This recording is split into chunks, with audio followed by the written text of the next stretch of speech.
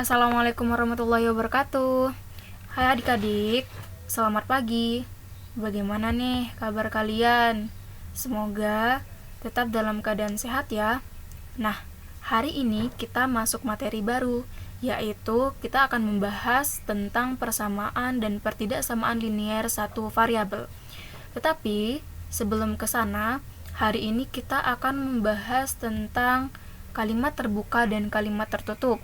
Tetapi sebelumnya, tujuan pembelajaran kita pada pagi hari ini yang pertama yaitu peserta didik dapat membedakan antara kalimat tertutup dan kalimat terbuka.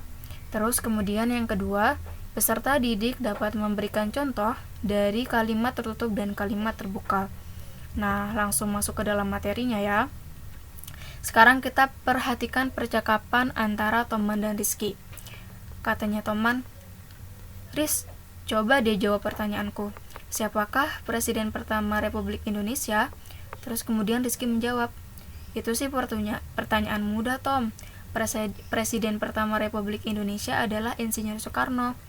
Terus kemudian teman berkata, "Betul sekali." Terus Rizky berkata lagi, "Sekarang giliranku. Siapakah pencipta lagu Indonesia Raya?"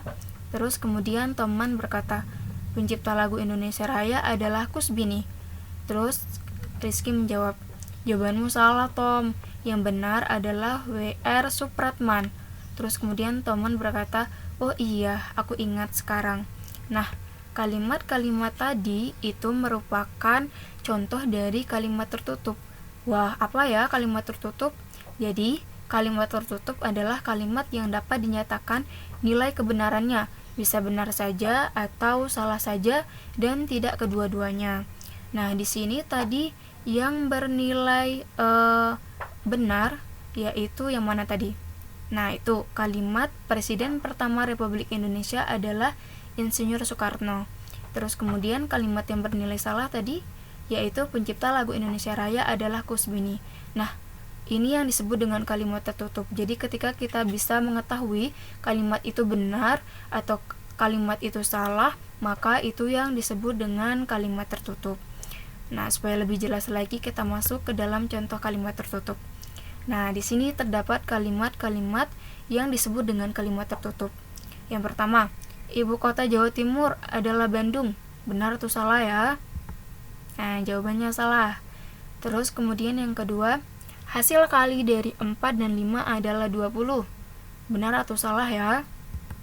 Jawabannya benar. Terus kemudian yang ketiga, 1 minggu terdiri dari 7 hari. Benar atau salah? Benar. Terus kemudian yang keempat, 5 dijumlahkan dengan 3 hasilnya adalah 7. Jawabannya salah ya. Terus kemudian yang kelima, makanan sapi adalah rumput. Jawabannya benar. Nah, ini merupakan kalimat-kalimat dari kalimat tertutup, di mana kalimat-kalimat ini sekali lagi kita bisa mengetahui kalimat ini benar atau kalimat ini salah. Itu yang disebut dengan kalimat tertutup.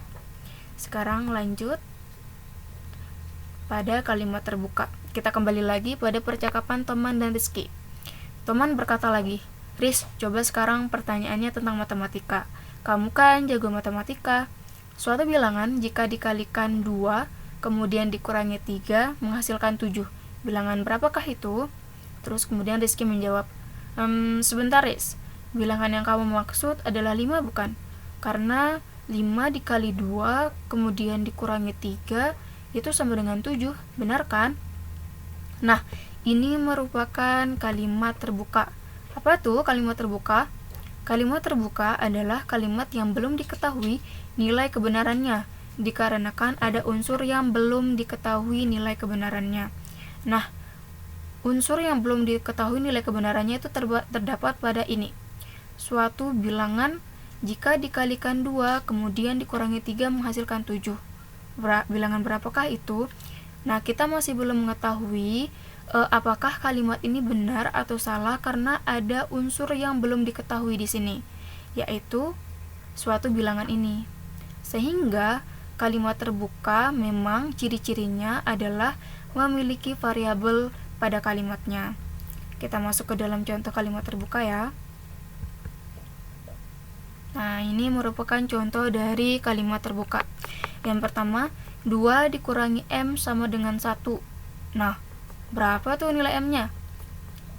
Nah, M ini merupakan variabel ya, sehingga kalimat 2 dikurangi M sama dengan 1 ini merupakan kalimat terbuka, karena kalimat ini memiliki variabel atau memiliki unsur yang belum diketahui nilainya. Terus kemudian yang kedua, Y adalah bilangan prima yang lebih dari 4. Nah, kalimat ini juga merupakan kalimat terbuka karena terdapat variabel Y. Terus kemudian yang ketiga, X ditambah 7 sama dengan 9. Nah, ini juga merupakan kalimat terbuka karena terdapat variabel X di mana kita juga masih belum mengetahui nilai dari si X ini. Makanya kalimat ini disebut dengan kalimat terbuka. Terus kemudian yang terakhir, contoh dari kalimat terbuka yaitu 4 ditambah B kurang dari 10. Ini juga merupakan kalimat terbuka karena terdapat variabel B. Nah, terus kemudian selanjutnya, yuk kita coba selesaikan soal dari kalimat terbuka tadi. Nah, soal yang pertama, 2 dikurangi M itu sama dengan 1. Nah, kira-kira angka berapa ya untuk mengganti nilai M ini supaya ketika 2 dikurangi angka, untuk angka yang terdapat pada M ini, itu nanti hasilnya sama dengan 1. Nah, angka yang tepat untuk nilai variabel M adalah 1, karena ketika kita mengurangkan 2 dikurangi 1, itu hasilnya sama dengan 1. Terus kemudian yang kedua, Y adalah bilangan prima yang lebih dari 4. Nah, pengganti Y yang tepat adalah 5, 7, 11, dan 13. Bilangan prima itu dimulai dari angka berapa ya? Ya, bilangan prima itu dimulai dari angka 2. 2, 3, 5, 7, 11, 13, dan seterusnya. Nah, angka-angka yang lebih dari 4 yaitu ini 5, 7, 11, dan 13. Sehingga angka-angka yang tepat untuk menggantikan variabel Y adalah 5, 7, 11, dan 13, dan juga seterusnya. Terus kemudian soal yang ketiga, X ditambah 7 sama dengan 9. Nah, kira-kira angka yang tepat untuk menggantikan variabel X berapa ya? Sehingga angka itu ketika ditambahkan dengan 7 nanti hasilnya akan 9. Nah, pengganti X yang benar adalah 2, karena ketika kita jumlahkan 2 ditambah 7 itu sama dengan 9. Terus kemudian yang keempat, 4 ditambah B kurang dari 10. Nah, angka yang tepat untuk mengganti variabel B berapa ya? Jawabannya, pengganti B agar pernyataan bernilai benar adalah 1, 2, 3, 4, dan 5. Coba kita cek. Ketika kita jumlahkan 4 dengan 1, hasilnya adalah 5, di mana 5 itu kurang dari 10. Terus kemudian 4 kita jumlahkan dengan 2.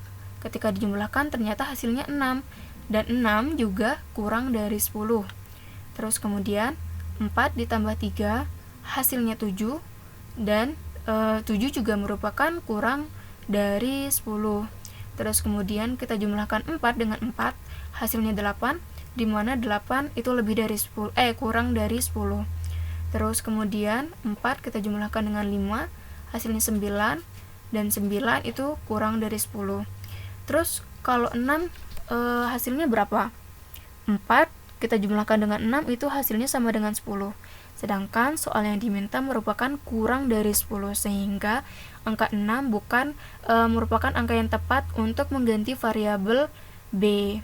Sehingga nilai-nilai atau angka-angka yang tepat untuk mengganti variabel B adalah 1, 2, 3, 4, dan 5.